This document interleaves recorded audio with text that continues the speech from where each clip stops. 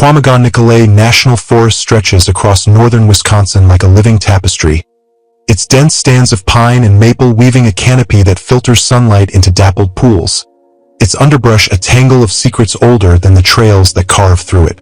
In the summer, this wilderness hums with life, deer darting through the shadows, raccoons rummaging in the night, the air thick with the scent of resin and earth.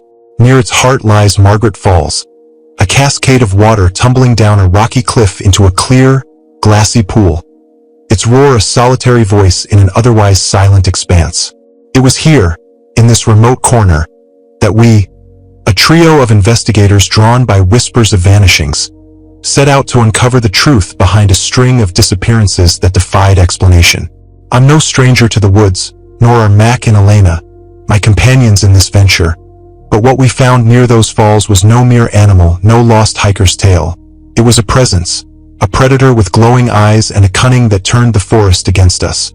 This is the story of how our search for answers became a fight for survival, how motion sensors and slash tents bore witness to a terror too real to dismiss, too elusive to conquer, leaving us with evidence that haunts the edges of understanding. The stillness before, a forest holding its breath. We arrived at Margaret Falls by late afternoon, the sun dipping low, casting long shadows across the forest floor. The air carried an eerie stillness, a quiet that pressed against the ears, broken only by the relentless rush of the waterfall as it spilled over the cliff, its spray catching the light in fleeting rainbows. I'm a Chequamegon County native, call me Reed, though names matter little out here. Raised on the trails my father once walked as a ranger, attuned to the woods' rhythms. Mac, a grizzled tracker with a beard like steel wool and eyes that missed nothing, had seen his share of oddities in these parts. Bear dens, poacher snares, but never something that took people without a trace. Elena, our tech expert, was a wiry woman with a laptop always at hand, her mind sharp as the sensors she deployed, her skepticism a shield against the unknown. We'd come armed with gear, motion sensors, infrared cameras, tripwires, all linked to Elena's portable command center, a tangle of wires and screens she'd rigged in a waterproof case. The vanishings had started months earlier. Hikers, campers, even a ranger's nephew, gone without a scream, their campsites left in disarray, their fates swallowed by the forest. We set up camp near the falls, a small clearing ringed by pines, their needles carpeting the ground in a rust-colored shroud. The air smelled of damp stone and moss, the temperature dropping as the sun sank behind the trees. Mac built a fire, its orange flames flickering in the growing darkness, while I helped Elena position the sensors along the perimeter. West, east, north, south. Each beep a reassurance against the silence. Whittle in hand, Mac carved a piece of wood, his knife moving rhythmically, shavings curling into the flames, the sound a soft counterpoint to the water's roar. Elena tapped away at her laptop, her face illuminated by the screen's glow, her brow furrowed as she calibrated the system. Ever seen anything like this before, Mac? I asked, breaking the quiet, my voice louder than intended in the stillness. Mac shook his head, his knife pausing mid-stroke. Seen plenty of strange things in these woods. Wolves too bold, storms that come out of nowhere, but nothing that takes people without a trace. No blood, no tracks, no nothing. Elena looked up, her eyes catching the firelight. Got motion on the west perimeter, she said, her tone clipped urgent. We grabbed our rifles, Mac's a weathered .308, mine a newer bolt action, and moved silently through the trees, the underbrush crunching under our boots, the forest closing in like a living wall. The air grew heavy, a foul stench hitting us as we neared the sensor. A mix of decay and something metallic sharp, like rusted iron left to rot. I signaled Mac to flank left, his boots whispering over the pine needles, while I took the right, rifle raised, finger hovering over the trigger. Elena stayed back, her handheld device glowing faintly, tracking our positions. The sensor beeped again, louder, insistent, a pulse in the dark. I squinted into the shadows, the beam of my flashlight slicing through the gloom, catching glints of dew on leaves. Then I saw it. A shadow moving between the trees, too fast to be human, too tall to be a bear. It darted through the undergrowth, a blur of motion, its form indistinct but wrong, unnatural. I fired, the shot echoing through the forest, a crack that shattered the stillness and sent birds exploding from the canopy. The shadow vanished, leaving behind a trail of broken branches and disturbed leaves, their edges jagged as if torn by something massive. Mac came up beside me, his face grim, his rifle still at the ready. "What was it?" he asked, his voice low, taut. "I don't know," I said, my breath fogging in the cool air. But it was big and fast. We followed the trail for half a mile, flashlight beams dancing over the wreckage, snapped twigs, crushed ferns, until it ended abruptly at a large boulder, its surface moss-covered and ancient. There were no footprints, no blood, no sign of struggle, just the forest, silent and impenetrable, as if the creature had vanished into thin air. We returned to camp, nerves frayed, the fire's glow a frail comfort against the night. The rest of the evening passed uneventfully, but the forest felt alive, aware, its silence a weight that pressed against us, watching, waiting. The next morning, we found another abandoned campsite a quarter-mile north, its tents slashed open, their fabric hanging in tattered strips, sleeping bags tossed about like discarded husks. A backpack lay in the dirt, its contents scattered. Canned food, a flashlight, a torn map, but no sign of the campers themselves. No blood, no tracks. Elena knelt beside the wreckage, her voice tense.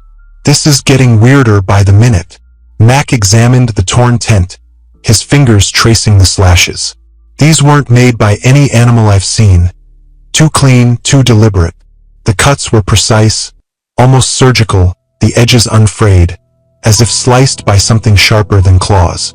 We decided to head back to town, regroup and plan our next move, the forest closing in as we hiked down the trail, the trees whispering secrets we couldn't decipher, their branches swaying in a breeze that carried the faint echo of that stench. The glowing eyes, a predator unveiled. Back at the ranger station that evening, a squat, weathered building of logs and peeling paint. We reviewed the footage from our cameras, the hum of the generator a steady drone beneath our voices. Most of it was mundane. Deer grazing in the twilight, raccoons rummaging through the underbrush, their eyes glinting in the infrared. Then Elena froze the screen, her finger jabbing at a frame. "Look at this," she said, her voice tight. The image showed a figure moving through the trees, tall, humanoid, its movements jerky, unnatural, like a puppet with half its strings cut. The camera caught a glimpse of its face. Pale, gaunt, with eyes that glowed faintly in the dark, twin embers burning through the night. "That's no animal," Mac muttered, leaning closer, his breath catching. "What the hell are we dealing with?" I didn't have an answer, only a growing unease that coiled in my gut like a snake. The more I thought about it, the more it gnawed at me. Whatever this was, it was smart, evading our traps and sensors, toying with us like a cat with a wounded bird.